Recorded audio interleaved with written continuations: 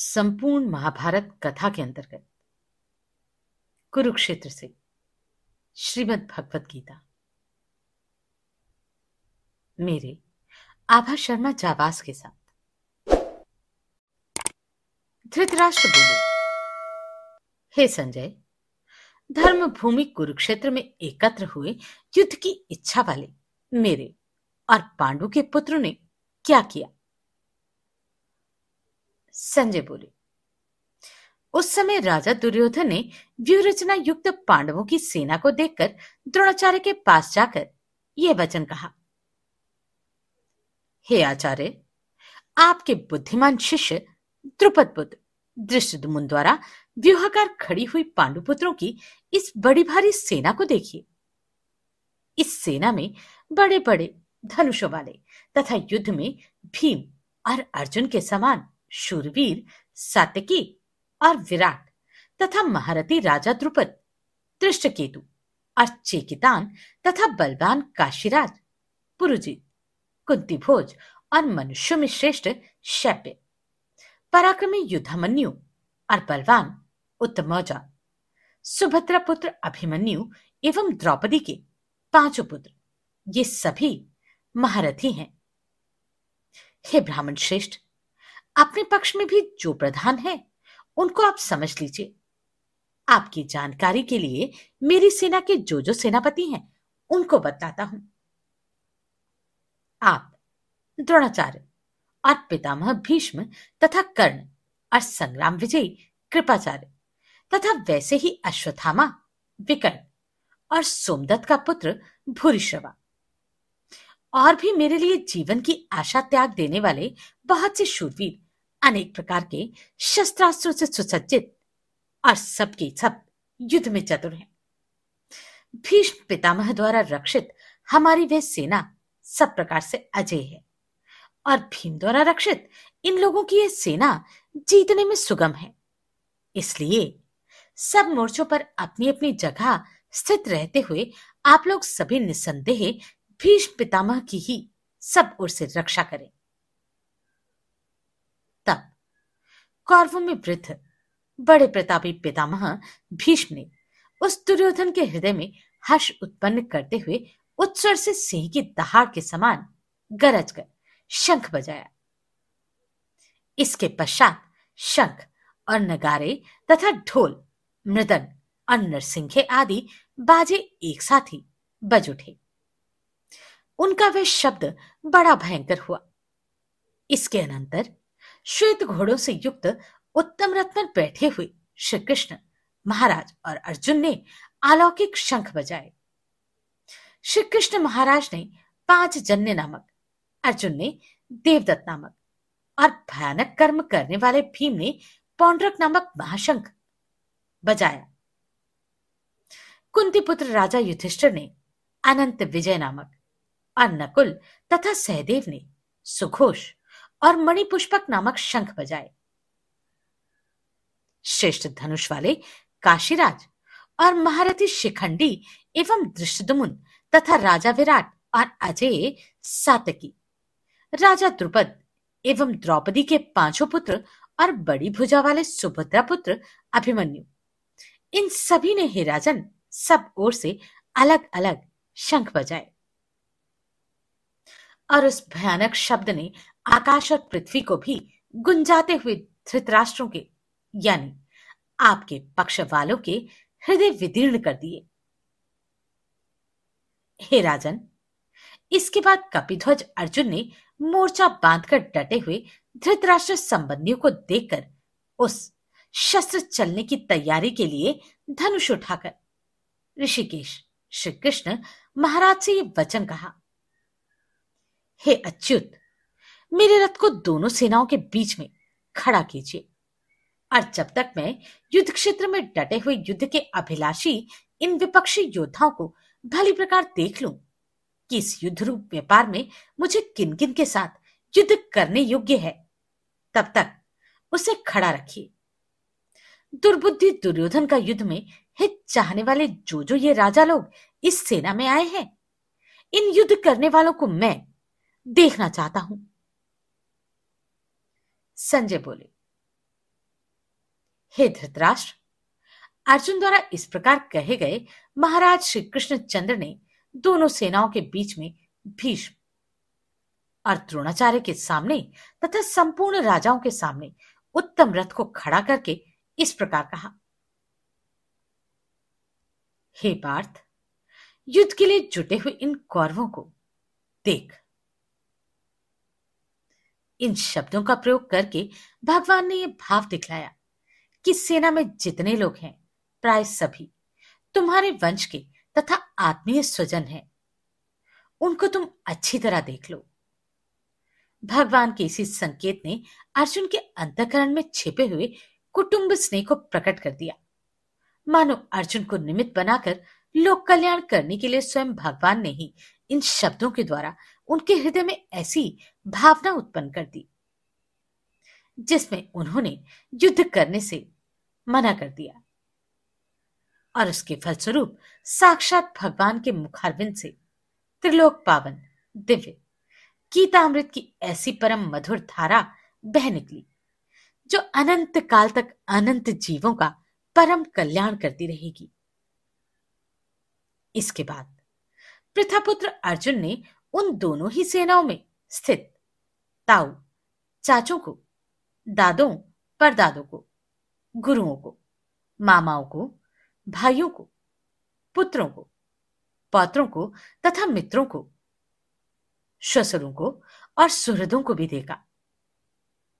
उन उपस्थित संपूर्ण बंधुओं को देखकर वे कुंतीपुत्र अर्जुन अत्यंत करुणा से युक्त होकर शोक करते हुए यह वचन बोले, हे श्री कृष्ण, युद्ध क्षेत्र में डटे हुए युद्ध के अभिलाषी इस स्वजन समुदाय को देखकर मेरे अंग शिथिल हुए जा रहे हैं और मुख सूखा जा रहा है तथा मेरे शरीर में कंप एवं रोमांच हो रहा है। हाथ से गांडीव धनुष गिर रहा है और त्वचा भी बहुत जल रही है तथा मेरा मन भ्रमित सा हो रहा है, इसलिए मैं खड़ा रहने में भी समर्थ नहीं हूं। हे केशव, मैं लक्षणों को भी विपरीत ही देख रहा हूं तथा युद्ध में स्वजन समुदाय को मारकर कल्याण भी नहीं देखता। हे कृष्ण, मैं ना तो विजय चाहता हूं और ना राज्य तथा सुखों को ही।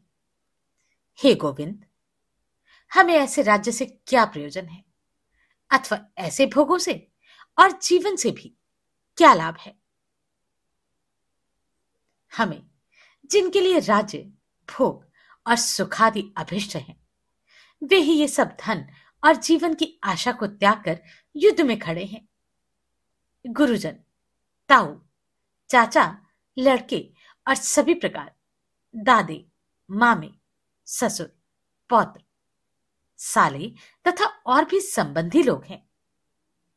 हे मधुसूदन, मुझे मारने पर भी अथवा तीनों लोगों के राज्य के लिए भी मैं इन सबको मारना नहीं चाहता। फिर पृथ्वी के लिए तो कहना ही क्या। हे जनार्दन, धृतराष्ट्र के पुत्रों को मारकर हमें क्या प्रसन्नता होगी।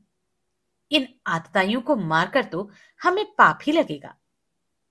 अतएव हे माधव, अपने ही बांधव धृतराष्ट्र के पुत्रों को मारने के लिए हम योग्य नहीं हैं, क्योंकि अपने ही कुटुंब को मारकर हम कैसे सुखी होंगे।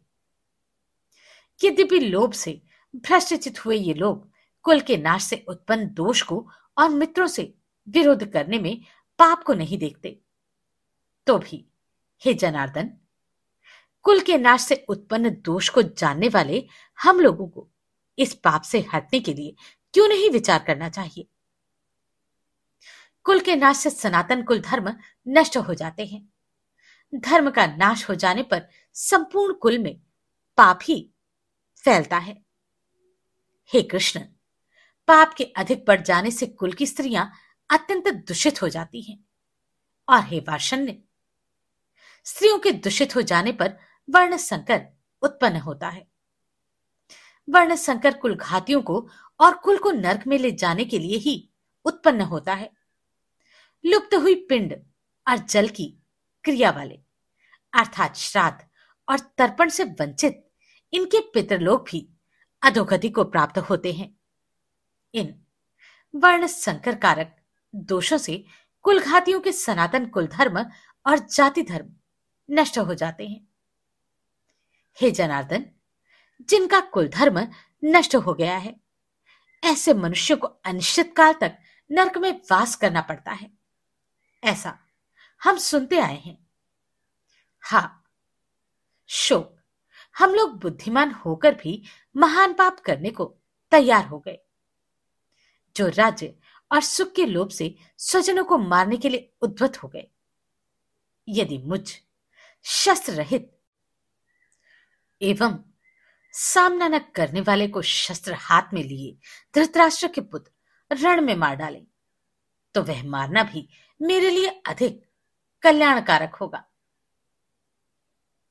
संजय बोले, रणभूमि में शोक से उद्विग्न मन वाला अर्जुन इस प्रकार कहकर बाण सहित धनुष को त्याग कर रथ के पिछले भाग में बैठ गया।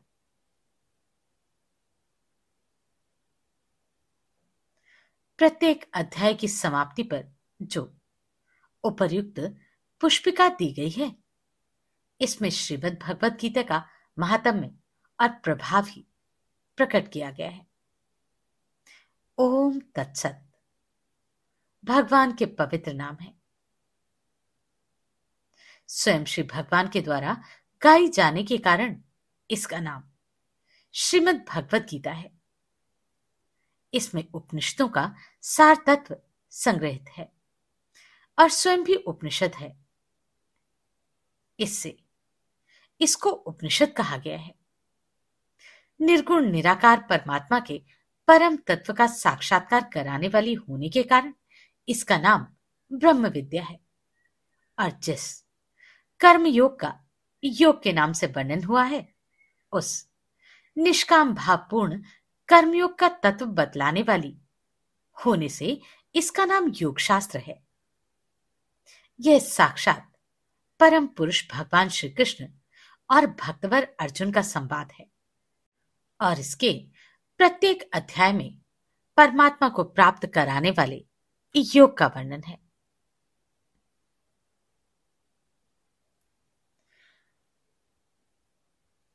पहले अध्याय में गीतोक्त उपदेश की प्रस्तावना के रूप में दोनों सेनाओं के महारथियों और उनकी शंखध्वनि का वर्णन करके अर्जुन का रथ दोनों सेनाओं के बीच में खड़ा करने की बात कही गई है।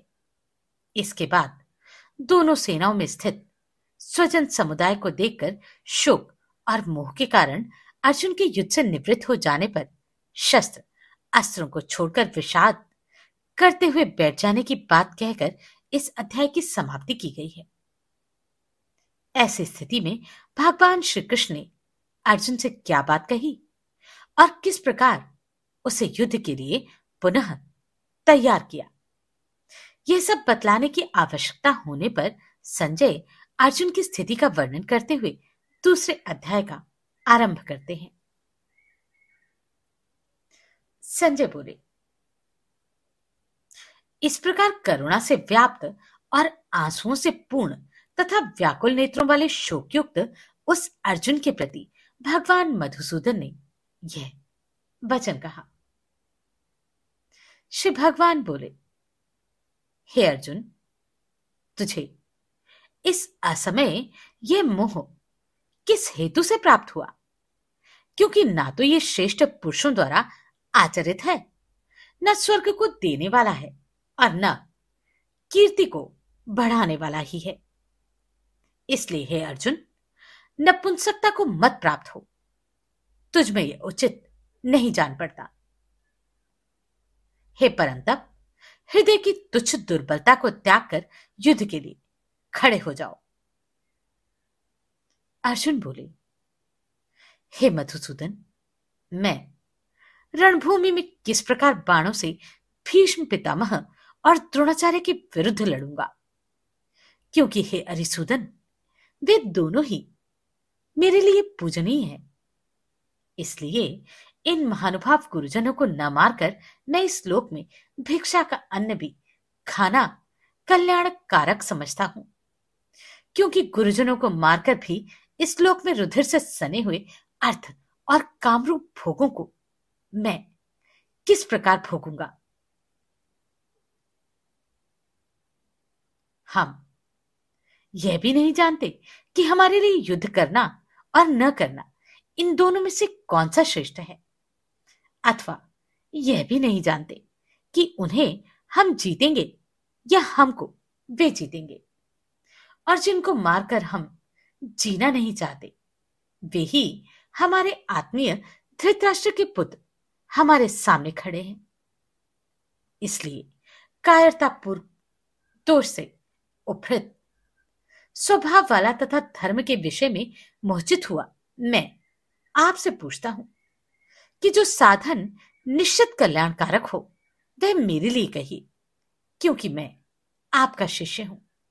इसलिए आपकी शरण में मुझे शिक्षा देने की कृपा कीजिए, क्योंकि भूमि में निष्कंटक धन धान्य संपन्न राज्य को और देवताओं के स्वामी बनने को प्राप्त होकर भी मैं उस उपाय को नहीं देखता जो मेरी इंद्रियों के सुखाने वाले शोक को दूर कर सके।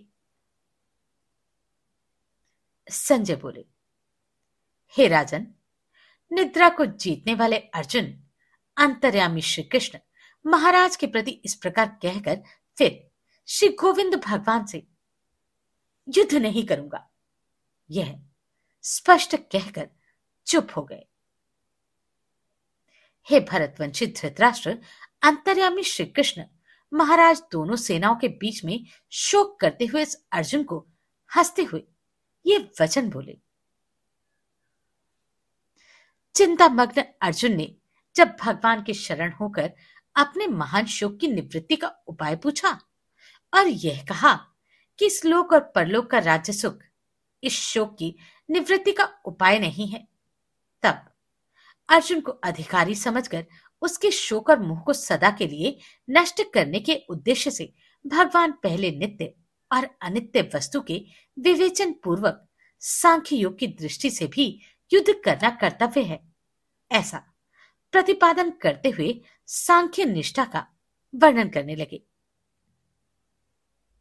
श्री भगवान बोले, हे अर्जुन, तू न शोक करने योग्य मनुष्यों के लिए शोक करता है और पंडितों के से वचनों को कहता है, परंतु जिनके प्राण चले गए हैं उनके लिए और जिनके प्राण नहीं गए हैं उनके लिए भी पंडितजन शोक नहीं करते। अर्थात आत्मा की नित्यता और निर्विकार का प्रतिपादन करके आत्मदृष्टि से उनके लिए शोक करना अनुचित सिद्ध होता है। ना तो ऐसा ही है कि मैं किसी काल में नहीं था या तू नहीं था, अथवा ये राजा लोग नहीं थे, और ना ऐसा ही है कि इसके आगे हम सब नहीं रहेंगे। जैसे जीवात्मा की इस देह में बालकपन, यौवन और वृद्धावस्था होती है, वैसे ही अन्य शरीर की प्राप्ति होती है। उस विषय में धीर पुरुष मोहित नहीं होता। अर्थात जैसे कुमार, युवा और जरा अवस्था रूप स्थूल शरीर का विकार अज्ञान से आत्मा में भासत है, वैसे ही एक शरीर से दूसरे शरीर को प्राप्त होने पर सूक्ष्म शरीर का विकार भी अज्ञान से ही आत्मा में भासता है। इसलिए तत्व को जानने वाला धीर पुरुष मोहित नहीं होता। हे कुंती पुत्र, शीत, ग्रीष्म, सुख और दुख को देने वाला इंद्रिय और विषयों के संयोग तो उत्पत्ति, विनाशशील और अनित्य है। इसलिए हे भारत, उनको तू सहन कर, क्योंकि हे पुरुष श्रेष्ठ, सुख दुख को समान समझने वाले जिस धीर पुरुष को ये इंद्रिय और विषयों के संयोग व्याकुल नहीं करते, वह मोक्ष के योग्य होता है। अर्थात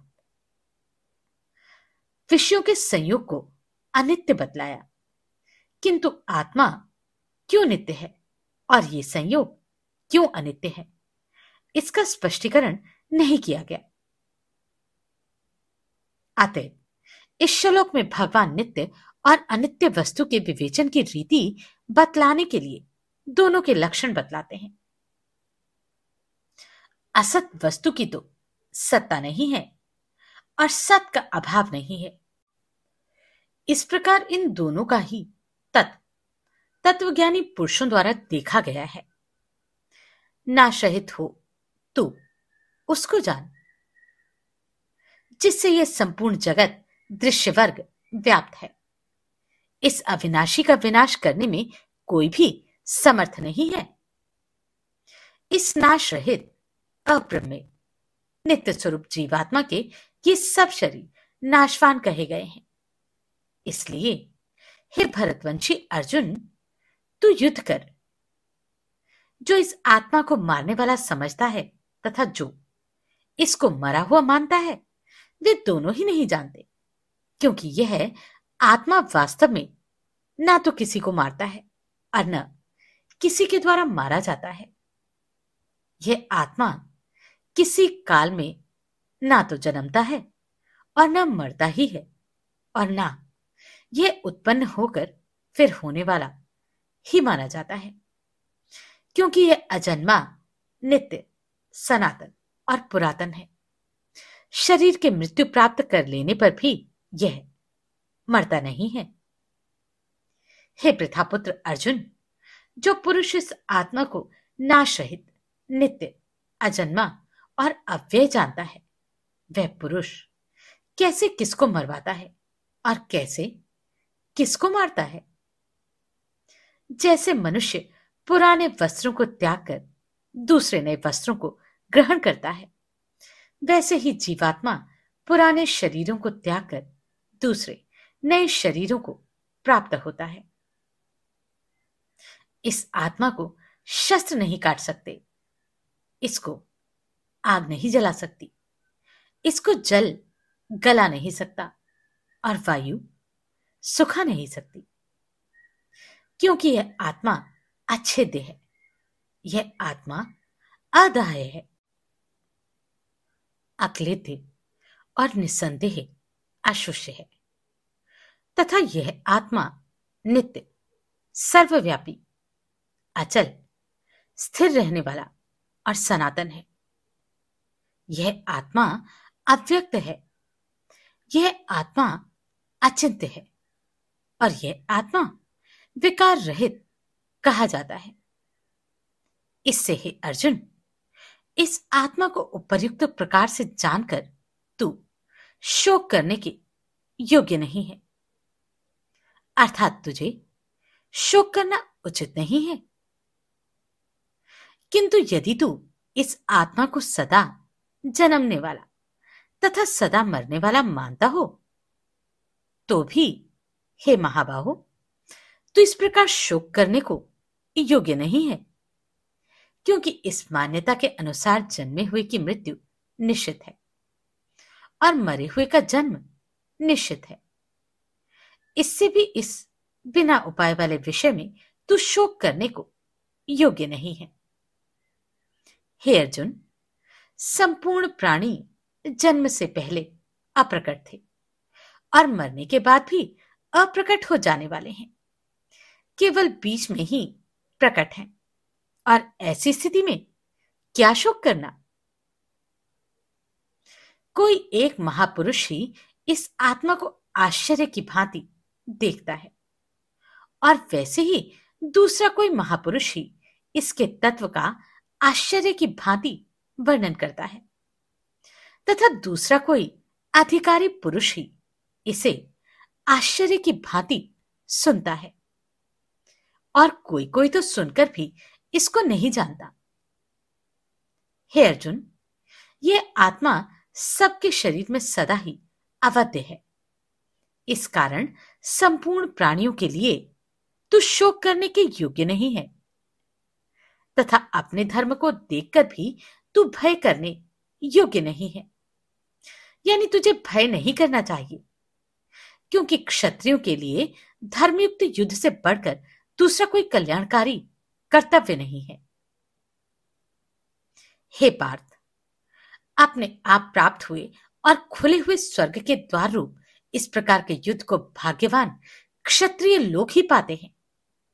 किंतु यदि तू इस धर्मयुक्त युद्ध को नहीं करेगा तो स्वधर्म और कीर्ति को खोकर पाप को प्राप्त होगा तथा सब लोग तेरी बहुत काल तक रहने वाली अपकीर्ति का भी कथन करेंगे और माननीय पुरुष के लिए अपकीर्ति मरण से भी बढ़कर है। और जिनकी दृष्टि में तू पहले बहुत सम्मानित होकर अब लघुता को प्राप्त होगा, वे महारथी लोग तुझे भय के कारण युद्ध से हटा हुआ मानेंगे।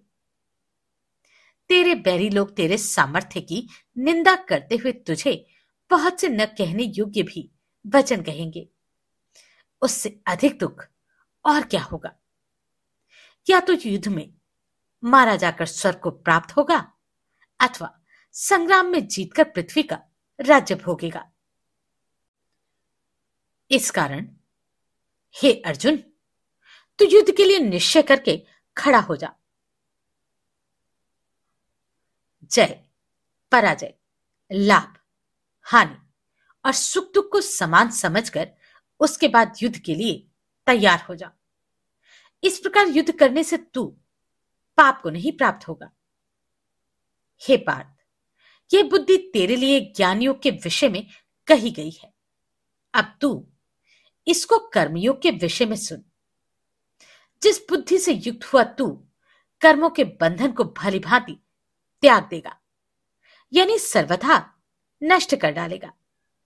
इस कर्मयोग में आरंभ का अर्थात बीज का नाश नहीं है और उल्टा फल रूप दोष भी नहीं है, बल्कि इस कर्मयोग रूप धर्म का थोड़ा सा भी साधन जन्म मृत्यु रूप महान भय से रक्षा कर लेता है। हे अर्जुन, इस कर्मयोग में निश्चयात्मक बुद्धि एक ही होती है, किंतु अस्थिर विचार वाले विवेकहीन सकाम मनुष्यों की बुद्धि निश्चय ही बहुत भेदों वाली और अनंत होती है। हे अर्जुन, जो भोगों में तन्मय हो जाते हैं, जो कर्मफल के प्रशंसक वेद वाक्यों में भी प्रीति रखते हैं, जिनकी बुद्धि में स्वर्ग ही परम प्राप्य वस्तु है और जो स्वर्ग से बढ़कर दूसरी कोई वस्तु जानते ही नहीं, ऐसा कहने वाले वे अविवेकी जन इस प्रकार की जिस पुष्पित यानी दिखाऊ शोभा युक्त वाणी को कहा करते हैं, जो कि जन्म रूप कर्म रूप फल देने वाली एवं भोग तथा ऐश्वर्य की प्राप्ति के लिए नाना प्रकार की बहुत सी क्रियाओं का वर्णन करने वाली है, उस वाणी द्वारा जिनका चित्त हर लिया गया है और जो भोग और ऐश्वर्य में अनंत आसक्त हैं, उन पुरुषों की परमात्मा में निश्चयात्मक बुद्धि नहीं होती। हे अर्जुन, वेद उपर्युक्त प्रकार से तीनों गुणों के कार्य रूप समस्त भोगों एवं उनके साधनों का प्रतिपादन करने वाले हैं। इसलिए तू उन भोगों एवं उनके साधनों में आसक्तिहीन, हर्ष शोकादि द्वंद्वों से रहित, नित्य वस्तु परमात्मा में स्थित, योगक्षेम को न चाहने वाले और स्वाधीन अंतःकरण वाला हो। सबोर से परिपूर्ण जलाशय के प्राप्त हो जाने पर छोटे जलाशय में मनुष्य का जितना प्रयोजन रहता है, ब्रह्म को तत्व से जानने वाले ब्राह्मण का समस्त वेदों में उतना ही प्रयोजन रह जाता है। तेरा कर्म करने में ही अधिकार है, उसके फलों में कभी नहीं। इसलिए तू कर्मों के फल का हेतु मत हो तथा तेरी कर्म न करने में आसक्ति न हो। हे धनंजय, तू आसक्ति को त्याग कर तथा सिद्धि और असिद्धि में समान बुद्धि वाला होकर योग में स्थित हुआ कर्तव्य कर्मों को कर। समत्व ही योग कहलाता है। इस समत्व रूप बुद्धि योग से सकाम कर्म अत्यंत ही निम्न श्रेणी का है। इसलिए हे धनंजय, तू समबुद्धि में ही रक्षा का उपाय ढूंढ, अर्थात बुद्धि योग का ही आश्रय ग्रहण कर, क्योंकि फल के हेतु बनने वाले अत्यंत दीन हैं। समबुद्धि युक्त पुरुष पुण्य और पाप दोनों को इसी लोक में त्याग देता है, अर्थात उनसे मुक्त हो जाता है। इससे तू समतत्व रूप योग में लगा रहे। यह समत्व रूप योग ही कर्मों में कुशलता है, अर्थात कर्म बंधन से छूटने का उपाय है। क्योंकि समबुद्धि से युक्त ज्ञानी जन कर्मों से उत्पन्न होने वाले फल को त्याग कर जन्म रूप बंधन से मुक्त हो निर्विकार परम पद को प्राप्त हो जाते हैं। जिस काल में तेरी बुद्धि मोहरूप दलदल को भली भांति पार कर जाएगी, उस समय तू सुने हुए और सुनने में आने वाले इस लोक और परलोक संबंधी सभी भोगों से वैराग्य को प्राप्त हो जाएगा। भांति भांति के वचनों को सुनने से विचलित हुई तेरी बुद्धि जब परमात्मा में अचल और स्थिर ठहर जाएगी, तब तू योग को प्राप्त हो जाएगा, अर्थात तेरा परमात्मा से नित्य संयोग हो जाएगा। अर्जुन बोले, हे केशव, समाधि में स्थित परमात्मा को प्राप्त हुए स्थिर बुद्धि पुरुष का क्या लक्षण है? यह स्थिर बुद्धि पुरुष कैसे बोलता है, कैसे बैठता है और कैसे चला करता है? श्री भगवान बोले, हे अर्जुन, जिस काल में यह पुरुष मन में स्थित संपूर्ण कामनाओं को भली भांति त्याग देता है और आत्मा से आत्मा में ही संतुष्ट रहता है, उस काल में वह स्थित प्रज्ञ कहा जाता है।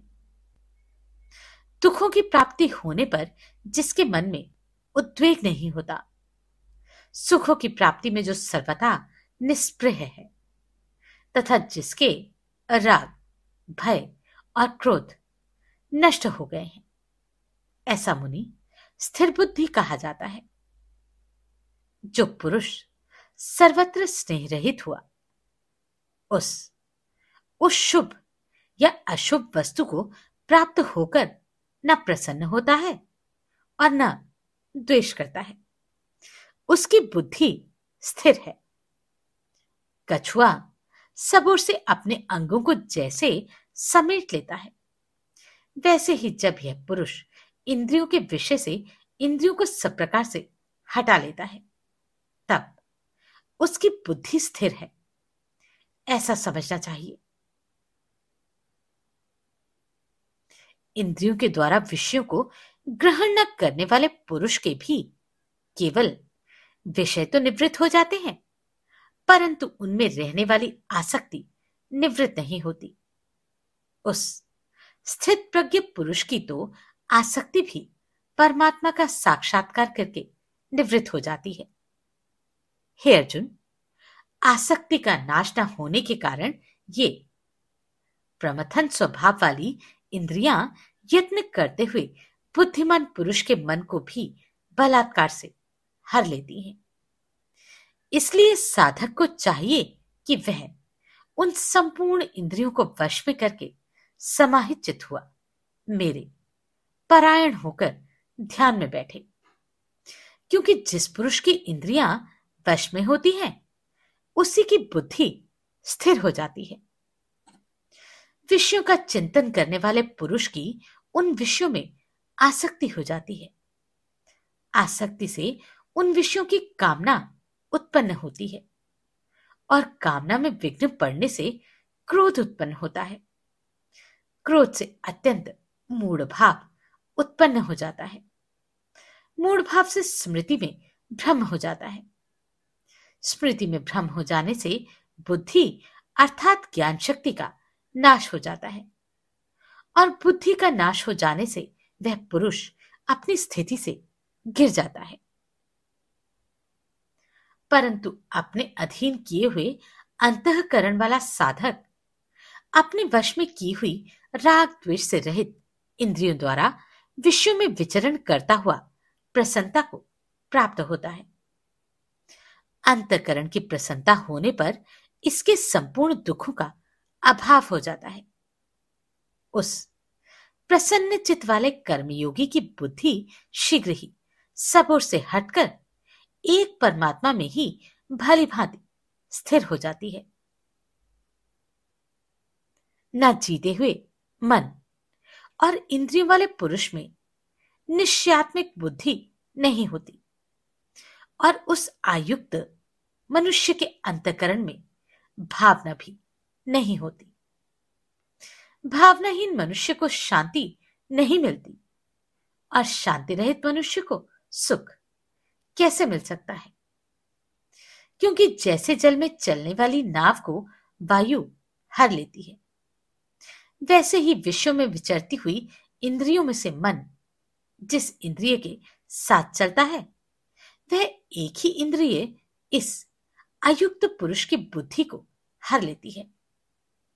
इसलिए हे महाबाहु, जिस पुरुष की इंद्रियां इंद्रियों के विषय से सब प्रकार निग्रह की हुई हैं, उसी की बुद्धि स्थिर है।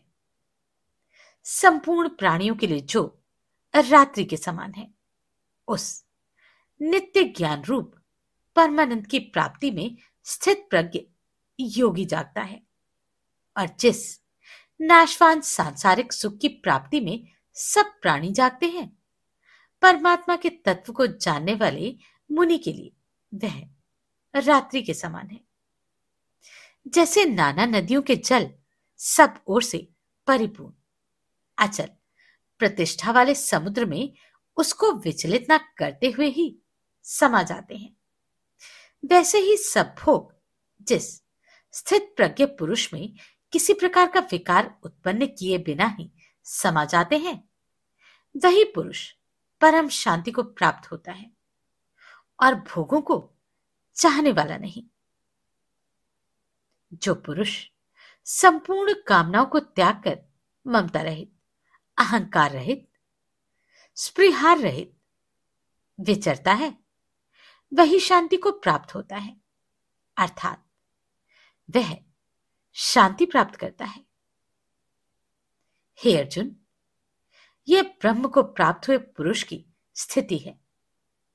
इसको प्राप्त होकर योगी कभी मोहित नहीं होता और अंतकाल में इस ब्राह्मी स्थिति में स्थित होकर ब्रह्मानंद को प्राप्त हो जाता है।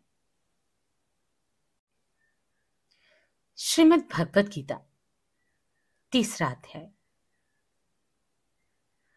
अर्जुन बोले, हे जनार्दन, यदि आपको कर्म की अपेक्षा ज्ञान श्रेष्ठ मान्य है, तो फिर हे केशव, मुझे भयंकर कर्म में क्यों लगाते हैं? आप मिले हुए से वचनों से मेरी बुद्धि को मानो मोहित कर रहे हैं। इसलिए उस एक बात को निश्चित करके कहिए जिससे मैं कल्याण को प्राप्त हूं। श्री भगवान बोले, हे निष्पाप, इस श्लोक में 2 प्रकार की निष्ठा मेरे द्वारा पहले कही गई है। उनमें से सांख्य योगियों की निष्ठा तो ज्ञान योग से और योगियों की निष्ठा कर्म योग से होती है। मनुष्य ना तो कर्मों का आरंभ किए बिना निष्कर्मता को यानी योग निष्ठा को प्राप्त होता है, न कर्मों की केवल त्याग मात्र से सिद्धि यानी सांख्य निष्ठा को ही प्राप्त होता है। निसंदेह कोई भी मनुष्य किसी भी काल में क्षण मात्र भी बिना कर्म किए नहीं रहता, क्योंकि सारा मनुष्य समुदाय प्रकृति जनित गुणों द्वारा परवश हुआ कर्म करने के लिए बाध्य किया जाता है। जो मूढ़ बुद्धि मनुष्य समस्त इंद्रियों को हठपूर्वक ऊपर से रोककर मन से उन इंद्रियों के विषयों का चिंतन किया करता है, वह मिथ्याचारी अर्थात दंभी कहा जाता है। किंतु हे अर्जुन, जो पुरुष मन से इंद्रियों को वश में करके अनासक्त हुआ समस्त इंद्रियों द्वारा कर्म योग का आचरण करता है, वही श्रेष्ठ है। तू शास्त्रविहित कर्तव्य कर्म कर, क्योंकि कर्म न करने की अपेक्षा कर्म करना श्रेष्ठ है, तथा कर्म न करने से तेरा शरीर निर्वाह भी नहीं सिद्ध होगा। यज्ञ के निमित्त किए जाने वाले कर्मों से अतिरिक्त दूसरे कर्मों में लगा हुआ ही यह मनुष्य समुदाय कर्मों से बंधा करता है। इसलिए हे अर्जुन, तू आसक्ति से रहित होकर उस यज्ञ के निमित्त ही भलीभांति कर्तव्य कर्म कर। प्रजापति ब्रह्मा ने कल्प के आदि में यज्ञ सहित प्रजाओं को रचकर उनसे कहा कि तुम लोग इस यज्ञ के द्वारा वृद्धि को प्राप्त हो, और यह यज्ञ तुम लोगों को इच्छित भोग प्रदान करने वाला हो। तुम लोग इस यज्ञ के द्वारा देवताओं को उन्नत करो, और वे देवता तुम लोगों को उन्नत करें। इस प्रकार निस्वार्थ भाव से एक दूसरे को उन्नत करते हुए तुम लोग परम कल्याण को प्राप्त हो जाओगे। यज्ञ के द्वारा बढ़ाए हुए देवता तुम लोगों को बिना मांगे ही इच्छित भोग निश्चय ही देते रहेंगे। इस प्रकार उन देवताओं के द्वारा दिए हुए भोगों को जो पुरुष उनको बिना दिए स्वयं भोगता है, वह चोर ही तो है। यज्ञ से बचे हुए अन्न को खाने वाले श्रेष्ठ पुरुष सब पापों से मुक्त हो जाते हैं, और जो पापी लोग अपना शरीर पोषण करने के लिए अन्न पकाते हैं, वे तो पाप को ही खाते हैं। संपूर्ण प्राणी अन्न से उत्पन्न होते हैं। अन्न की उत्पत्ति वृष्टि से होती है, वृष्टि यज्ञ से होती है, और यज्ञ विहित कर्मों से उत्पन्न होने वाला है। कर्म समुदाय को तू वेद से उत्पन्न और वेद को अविनाशी परमात्मा से उत्पन्न हुआ जान। इससे सिद्ध होता है कि सर्वव्यापी परम अक्षर परमात्मा सदा ही यज्ञ में प्रतिष्ठित है। हे पार्थ, जो पुरुष इस लोक में इस प्रकार परंपरा से प्रचलित सृष्टि चक्र के अनुकूल नहीं बरतता, अर्थात अपने कर्तव्य का पालन नहीं करता, वह इंद्रियों के द्वारा भोगों में रमण करने वाला पापायु पुरुष व्यर्थ ही जीता है। परंतु जो मनुष्य आत्मा में ही रमण करने वाला और आत्मा में ही तृप्त तथा आत्मा में ही संतुष्ट हो, उसके लिए कोई कर्तव्य नहीं, क्योंकि उस महापुरुष का इस विश्व में ना तो कर्म करने से कोई प्रयोजन रहता है और ना कर्मों के न करने से कोई प्रयोजन रहता है, तथा संपूर्ण प्राणियों में भी इसका किंचित मात्र भी स्वार्थ का संबंध नहीं रहता। इसलिए तू निरंतर आसक्ति से रहित होकर सदा कर्तव्य कर्म को भलीभांति करता रहे, क्योंकि आसक्ति से रहित होकर कर्म करता हुआ मनुष्य परमात्मा को प्राप्त हो जाता है। जनकादि ज्ञानीजन भी आसक्ति रहित कर्म द्वारा ही परम सिद्धि को प्राप्त हुए थे। इसलिए तथा लोक संग्रह को देखते हुए भी तू कर्म करने को ही योग्य है, अर्थात तुझे कर्म करना ही उचित है। श्रेष्ठ पुरुष जो जो आचरण करता है, अन्य पुरुष भी वैसा वैसा ही आचरण करते हैं। वह जो कुछ प्रमाण कर देता है, समस्त मनुष्य समुदाय उसी के अनुसार कार्य करने लगता है। हे अर्जुन, मुझे इन तीनों लोकों में न तो कुछ कर्तव्य है और न कोई भी प्राप्त करने योग्य वस्तु अप्राप्त है, तो भी मैं कर्म ही करता हूं, क्योंकि हे पार्थ, यदि कदाचित मैं सावधान होकर कर्मों को ना करूं तो बड़ी हानि होगी, क्योंकि मनुष्य सब प्रकार से मेरे ही मार्ग का अनुसरण करते हैं। इसलिए यदि मैं कर्म ना करूं तो ये सब मनुष्य नष्ट भ्रष्ट हो जाए और मैं संकरता का करने वाला बन जाऊंगा और इस समस्त प्रजा को नष्ट करने वाला बनूंगा। इसलिए हे भारत, कर्म में आसक्त हुआ अज्ञानी जन जिस प्रकार कर्म करता है, आसक्ति रहित विद्वान भी लोक संग्रह करना चाहता हुआ उसी प्रकार कर्म करे। परमात्मा के स्वरूप में अटल स्थित हुए ज्ञानी पुरुष को चाहिए कि वह शास्त्रवेद कर्मों में आसक्ति वाले अज्ञानियों की बुद्धि में भ्रम अर्थात कर्मों में अश्रद्धा उत्पन्न न करे, किंतु स्वयं शास्त्र विहित समस्त कर्म भली भांति करता हुआ उनसे भी वैसा ही करवाए। वास्तव में संपूर्ण कर्म सब प्रकार से प्रकृति के गुणों द्वारा किए जाते हैं, तो भी जिसका अंतःकरण अहंकार से मोहित हो रहा है, ऐसा अज्ञानी मैं करता हूं ऐसा मानता है। परंतु हे महाबाहो, गुण विभाग और कर्म विभाग के तत्व को जानने वाला ज्ञान योगी संपूर्ण गुण ही गुणों में बरत रहे हैं, ऐसा समझकर उनमें आसक्त नहीं होता। प्रकृति के गुणों से अत्यंत मोहित हुए मनुष्य गुणों में और कर्मों में आसक्त रहते हैं। उन पूर्णतः न समझने वाले मंद बुद्धि अज्ञानियों को पूर्णतः जानने वाले ज्ञानी विचलित न करें। मुझ अंतर्यामी परमात्मा में लगे हुए चित्त द्वारा संपूर्ण कर्मों को मुझ में अर्पण करके आशा रहित, ममता रहित और संताप रहित होकर युद्ध कर।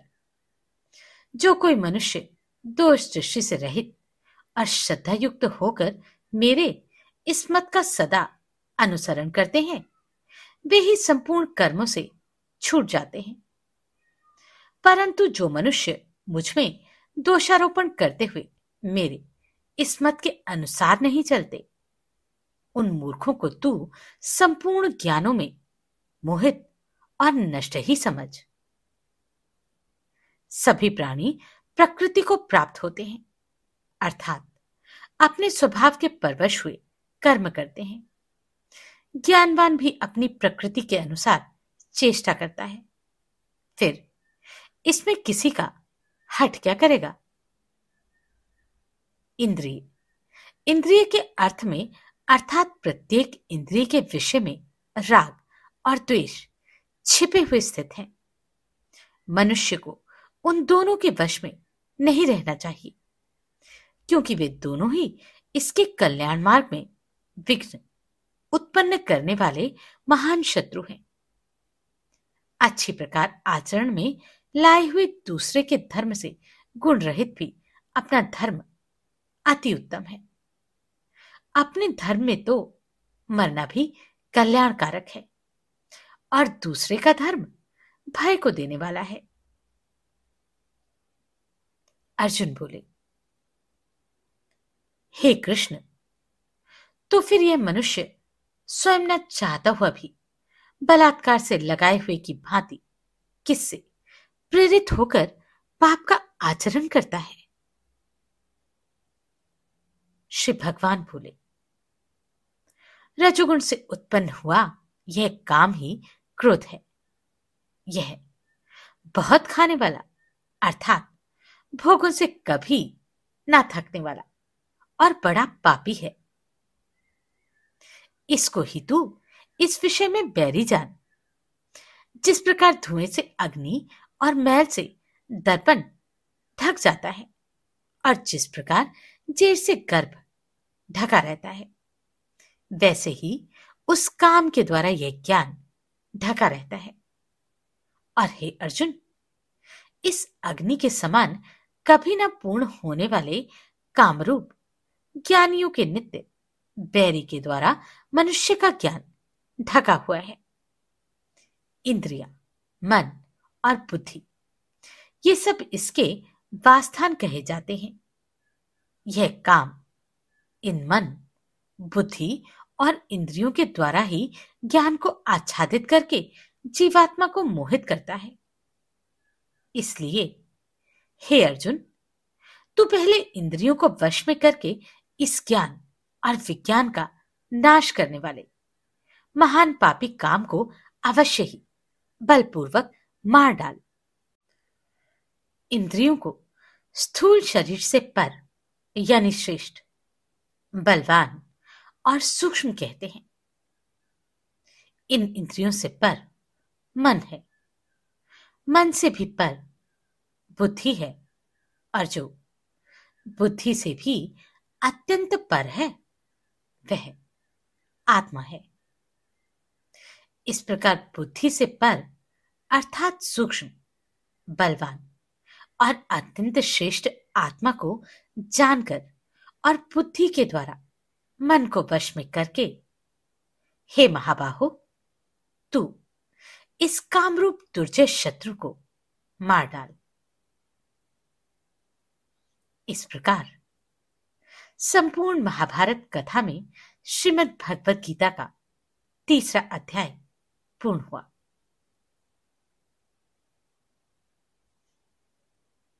नमस्कार, मैं आभा शर्मा जावास।